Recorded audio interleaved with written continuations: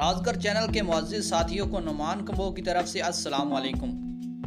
ناظرین گرامی، اہرام مصر انسانی تاریخ کے انسلجھے معموں میں سے ایک ہے۔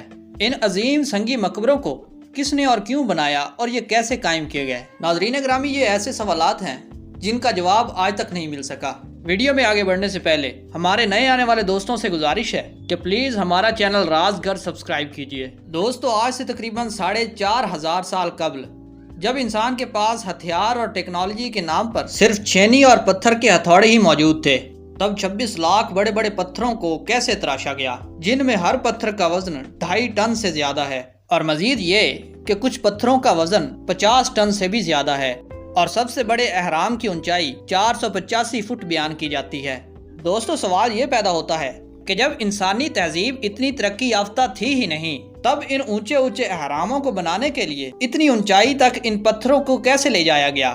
کیا اس دور میں ان لوگوں کے پاس ایسی ٹیکنالوجی تھی جو کہ آج کے دور سے کافی آگے تھی؟ کیونکہ موجودہ دور میں روئے زمین پر کوئی ایک تعمیراتی کمپنی بھی ایسی نہیں جو اس طرح کے اہرام بنا سکے۔ کیا کوئی خلائی مخلوق ان اہراموں کو بنانے میں مصروف عمل رہی؟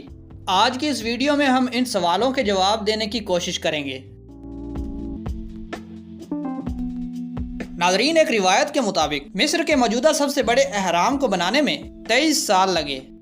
اس روایت کے مطابق ایک اہرام کو بنانے کے لیے بڑے بڑے پتھروں کو کہیں اور سے لایا گیا تھا، کیونکہ اس وقت تک پہیہ ایجاد نہیں ہوا تھا، تو بڑے اور بھاری پتھروں کو اوپر کھینچنے کے لیے ایک تکنیک استعمال کی گئی، جس میں لکڑی کے اوپر پتھر کو رکھ کر اس لکڑی کے سامنے ریت کو گیلا کر کے کھینچا جاتا تھا۔ لیکن اس تھیوری نے بھی کئی سوالات کھڑے کر دیے، جیسے صرف رسی اور مزدوروں کے بل پر 20 لاکھ سے اوپر بلاکس، اور وہ بھی انتہائی وزنی، ان بلاکس کو اہرام کی چوٹی تک کیسے پہنچایا گیا؟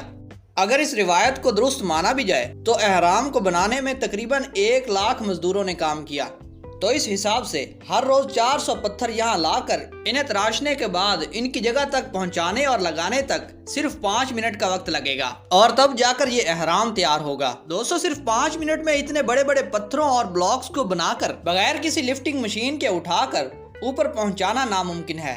اس لیے اس تھیوری کو بھی کئی ماہرین نے ماننے سے انکار کر دیا۔ لیکن کچھ ماہرین اس اہرام کو بنانے کے پیچھے کسی خلائی مخلوق کا ہاتھ مانتے ہیں، جنہوں نے مصر کے باسیوں کو ایڈوانس میتھمیٹکس، جیومیٹری اور ایڈوانس ٹیکنیکل انسٹرومنٹیشن پر عبور حاصل کرنے میں مدد دی۔ مطلب انہوں نے یہ سب کچھ ان لوگوں کو سکھایا جس کی بدولت اہرام کے باہر بڑے بڑے پتھروں کو اس خوبصورتی اور مہارت سے تراشا اور لگایا گیا کہ جن کے درمیان جوڑ تلاش کرنا بھی ناممکن ہے۔ ناظرین گرامی، دریائے نیل کے کنارے واقع ان اہراموں کی مثلث شکل کے بارے میں ماہرین کہتے ہیں کہ جو بھی چیز مثلث شکل میں آئے گی اس پر مقناطیسی لہریں مرکوز ہوں گی، جس کی وجہ سے ان میں کوئی چیز گلنے سڑنے کے لائق نہیں رہے گی۔ شاید اسی لیے مصر کے فرعونوں نے حنوط شدہ لاشوں کو بوسیدہ ہونے سے بچانے کے لیے انہیں پیرامڈ یا مثلث کی صورت دی۔ ناظرین گرامی، ان حقائق کی بنا پر ماہرین یہ مانتے ہیں کہ ان اہراموں کو انسانوں نے ہی بنایا تھا۔ فرینچ ماہر جوزف ڈیوڈووٹس نے اپنی تحقیق میں یہ پتہ لگایا کہ ان اہراموں کی تیاری میں جو پتھر استعمال کیے گئے تھے انہیں کسی اور جگہ سے نہیں لایا گیا تھا، بلکہ یہیں تیار کیا گیا تھا۔ ان پتھروں کو بنانے کے لیے جیو پالیور کنکریٹ استعمال کیا گیا تھا۔ اس کنکریٹ کو بنانے میں لائم سٹون، مٹی، پتھر، چونا اور پانی کا استعمال کیا گیا۔ اس مکسچر کو لکڑی سے بنے سانچے میں ڈال کر دھوپ میں سوکھنے کے لیے چھوڑ دیا جاتا تھا، اور اس طرح یہ بلاکس تیار کیے جاتے تھے۔ دوستو، یہ تھی ہماری آج کی ویڈیو۔ مزید ویڈیوز کے لیے ہمارا چینل رازگر سبسکرائب کیجئے۔ ویڈیو پسند آئے تو لائک کیجئے اور دوستوں سے شیئر کیجئے۔